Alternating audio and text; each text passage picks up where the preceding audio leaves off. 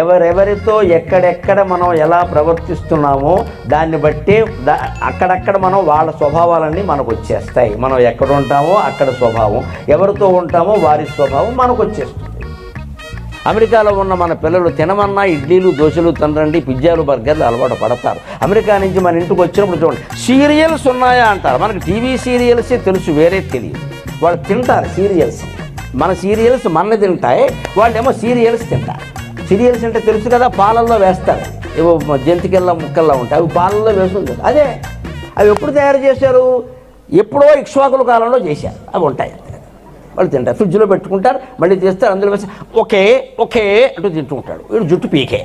ఇలా ఎందుకు? తెలుగువాడు కదా, వాడు ఆలేరు వాడు కదా, అమెరికా వాడు అయిపోయాడు. ఇప్పుడు 10 ఏళ్ళు అక్కడ ఉన్నాడు, సీరియల్సే తింటాడు. నీకు నువ్వు దోశ వేస్తే తిండవాడు. దోశ ఏమిటమ్మా, సీరియల్స్ నేర్చుకొని ఈ ముసలావిడికి ఇప్పుడు సావుగాలానికి లావు దుఃఖం, ఈవిడికి సీరియల్స్ అలవాటు చేస్తాడు.